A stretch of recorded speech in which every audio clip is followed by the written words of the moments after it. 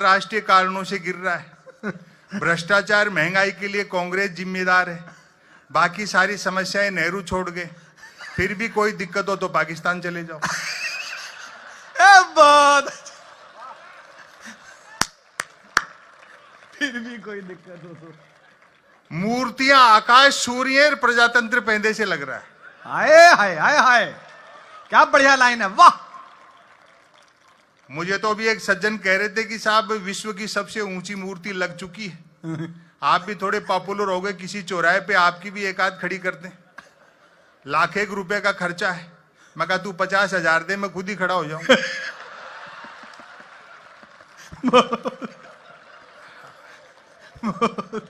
मेरे ये समझ में नहीं आई साहब कि नेहरू को छोटा करने से पटेल कैसे बड़े हो जाएं। वाह वाह।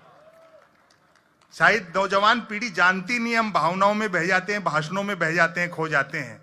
जिस सरदार सरोवर के तट पे पटेल की सबसे ऊंची मूर्ति लगाई गई, उसी सरदार सरोवर का शिलान्यास ही पंडित नेहरू ने किया था। क्या बात है, क्या बात है, सच्ची बात है।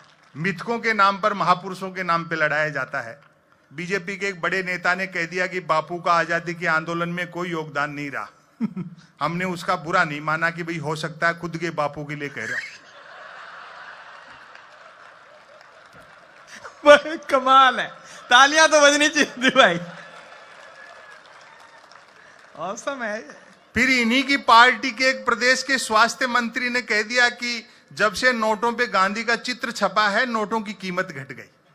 यही भारतीय प्रजातंत्र की खूबसूरती है कि शारीरिक और मानसिक रूप से बीमार आदमी भी स्वास्थ्य मंत्री बनाई जा सकता है। अच्छा है, बहुत अच्छा। फिर पार्टी अध्यक्ष ने तो यह कह दिया कि गांधी का आजादी के उस गांधी जो है वो एक चतुर बनिया थे। ऐसा मूर्खताओं से बड़ी चहल पहल है इस देश में। पहली बार नहीं हुआ। गांधी जैसा एक विराट व्यक्तित्व जिसने हिंदुस्तान को निर्भीक होना सिखाया, सारी दुनिया को एक दृष्टि दी, ऐसा पहली बार नहीं हुआ। आपको ध्यान होगा बाबा रामदेव पर जब लाठी चार्ज हुआ रामलीला मैदान में। अच्छा, अभी 3 स्टेट में जैसा बताया बीजेपी हार गई, तो भक्तों ने हर चैनल बदल बदल के देखा। तो जीत रहे, उनको तसल्ली नहीं हो रही थी। लेकिन जब जी न्यूज पर हार गई, वाह जिंदाबाद, तो सबको मानना पड़ा भाई अब हार गई। मीडिया की क्या स्थिति है। मैं समय की अपनी सीमाएं हैं जी। कुमार विश्वास को आपको सुनना है। हाँ, मुझे मालूम है अब तो मेरे से वो वाजपेयी भी कह रहे हैं आप तो बोलो।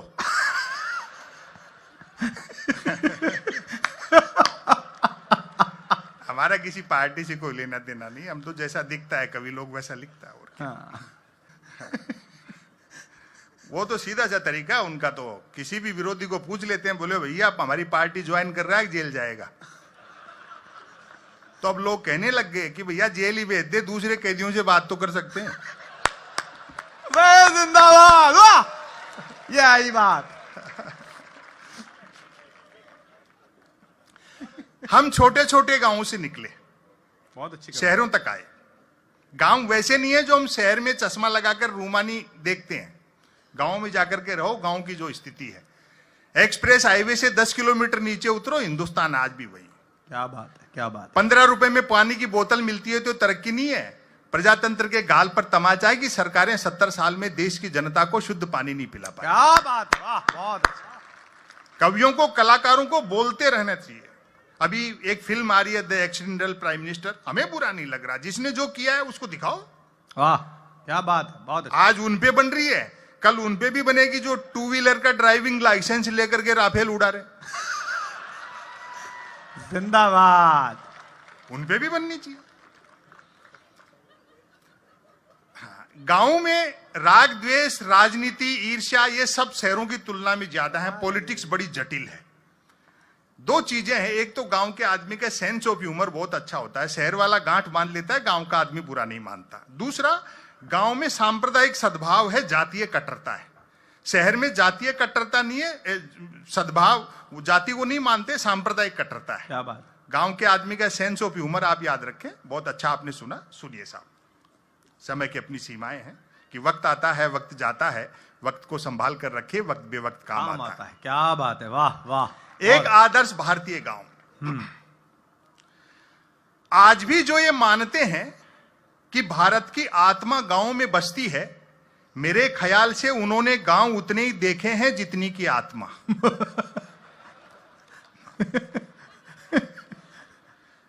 जिस आदर्श गांव का जिक्र मैं करने जा रहा हूं, एक पीड़ा देखना, जिस आदर्श गांव का जिक्र मैं करने जा रहा हूं वह राजधानी से 50 किलोमीटर पश्चिम में है। चूंकि रास्ते में शराब के कई ठेके पड़ते हैं, अतः यह दूरी घटती बढ़ती भी रहती है।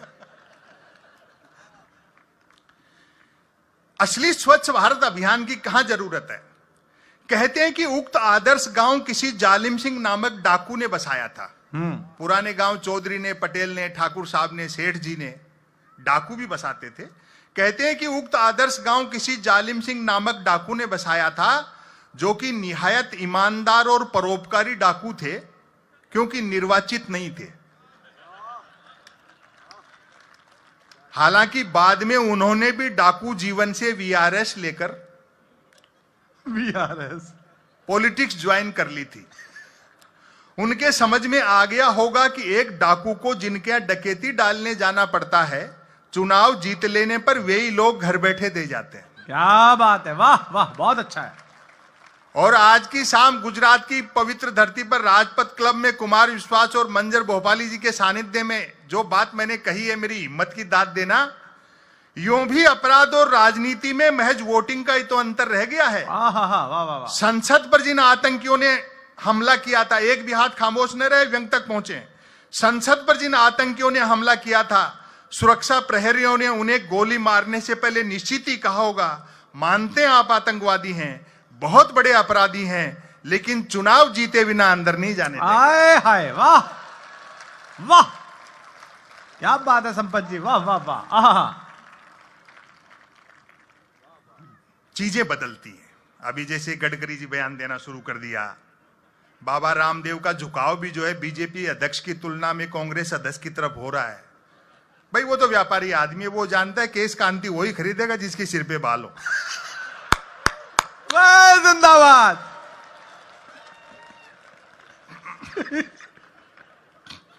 कमाल है संपत का भाई। आदर्श गांव में 10 दिशाएं, 3 मौसम, 12 महीने और 7 वार सब होते हैं। बस एक तो गांव के उत्तर में किसी भी साइज का कोई हिमालय नहीं है। और ध्यान से सुबह को घूमने भी जाते हो तुम? अच्छा है। एकमात्र मंदिर का निर्माण भी डाकू जालिम सिंह जी ही करा गए थे। और मेरा तो कहना है साहब, जिस देश में शिक्षण संस्थाओं से ज्यादा धर्मस्थल हो, वहां क्या अच्छे दिन आए। क्या बात है, क्या बात है, बहुत अच्छे। एकमात्र मंदिर का निर्माण भी डाकू जालिम सिंह जी ही करा गए थे। सबसे आसान काम है ये पॉलिटिक्स और धर्म को मिलाने वाला। अभी तो एक मित्र मिल गए थे, बोले भाई जी नोटबंदी जीएसटी में सब चौपट हो गया, खाली एक 300 गज का 1 मीटर का प्लॉट बचा है, क्या धंधा शुरू करें? मैंने कहा मंदिर खोल ले। अब बात जो उसने कही वो जोरदार थी।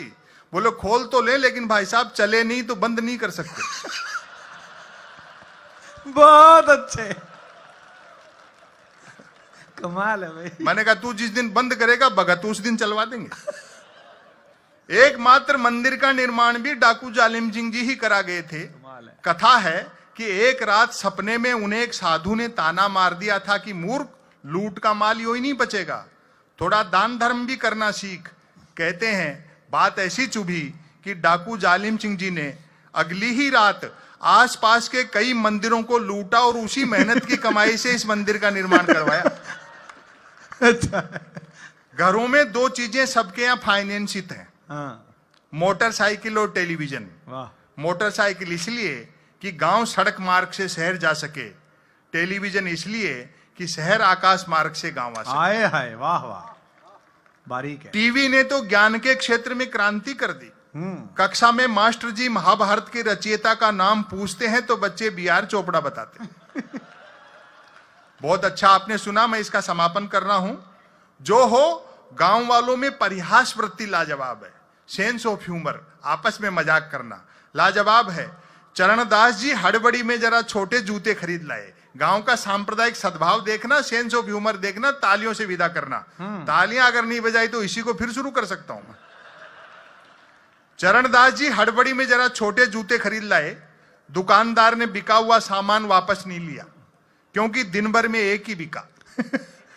लाचार चरणदास जी को ठांसे गए जूते काट रहे हैं और वे लंगड़ाते हुए चल रहे हैं। रास्ते में टकरा गए इकबाल मियां। पूछ बैठे, चरणदास जी ये जूते कहां से मार लाए? मतलब कितने के पड़े? एक तो जूते काट रहे थे, ऊपर से इकबाल मियां की मार लाए और पड़े जैसी भाषा। तालियों से विदा करना, मार लाए और पड़े जैसी भाषा। चरणदास जी ने झल्ला कर कहा, पेड़ से तोड़े हैं। इकबाल मियां बोले, महाराज कच्चे तोड़ लिए। जोरदार तालियां संपत सर अगले, वाह।